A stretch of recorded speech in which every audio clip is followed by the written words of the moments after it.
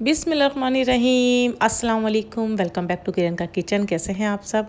और आज ये मेरे किचन में बन रहे हैं रेस्टोरेंट स्टाइल में जो हम लोग खाते हैं ना, ज़ीरा राइस, हरियाली राइस। तो बिल्कुल सेम वैसे ही बन रहे हैं। बहुत आसान रेसिपी है। होप ही आपको पसंद आई होगी। चलिए जी बनाना कर देते हैं स्टार्ट। यहाँ पे मैंने कुछ साबुत गरम मसाला लिया है, तेजपत पत्ता है, बड़ी इलायची है, ज़ीरा है, थोड़ी सी लौंग और थोड़ी सी काली मिर्च है।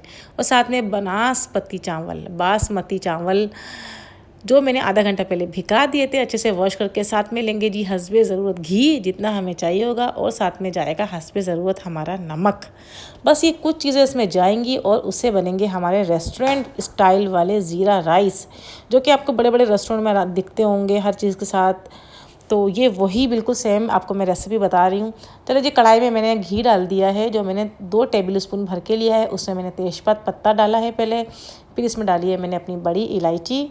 साथ में लिए हैं मैंने 8 से 10 लौंग और 8 से 10 ही मैंने काली मिर्चें गोल वाली, ये डाल दी हैं। और इसके साथ ही हम डाल देंगे अपना 1 टेबल स्पून भर के ज़ीरा।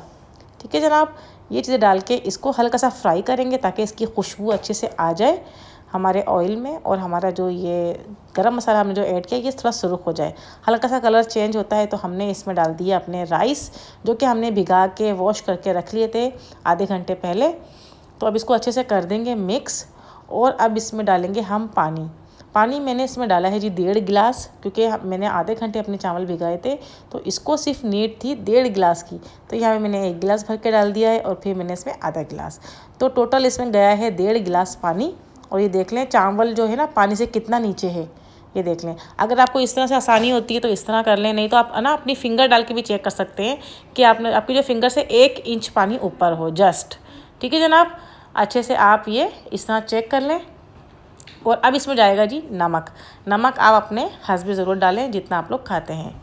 मैंने यहाँ पे 1 टेबल स्पून भर के ही नमक डाला था। अब इसको अच्छे से मिक्स करके इसको कवर करके हम पकाएंगे जब तक इसका पानी ड्राई नहीं होता। तो अच्छे से पहले आप इसको मिक्स कर दें, जो आपने इसमें नमक ऐड किया है वो अच्छे से मिक्स हो जाए हमारे चावलों में और हमारे पानी के साथ।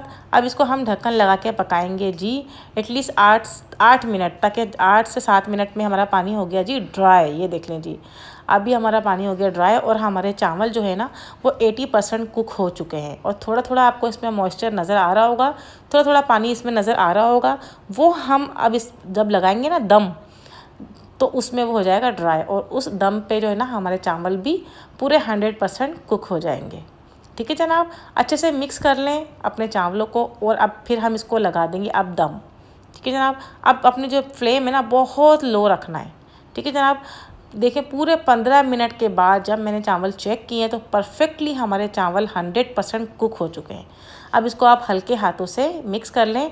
अगर आप ज़्यादा चम्मच चलाएंगे तेज़ तो ये टूट सकते हैं, टूटने का डर रहता है। तो हमने बिल्कुल हल्के हल्के हाथों से चम्मच चलाते हुए अपने चावलों को मिक्स कर देना है। ये देखें कितने मज़े के खिले खिले, एक दाना भी नहीं टूटा। और कलर देखें कितना प्यारा आया है। आप इस पॉइंट पर मक्खन भी डाल सकते हैं, तो ये और अच्छा आपको टेस्ट देंगे। और यहाँ पे अब मैंने डाल दिया है जी हरा धनिया। आप इसमें चाहे हरी मिर्चें भी ऐड कर सकते हैं, तो मैंने सिर्फ यहाँ पे हरा धनिया डाला है।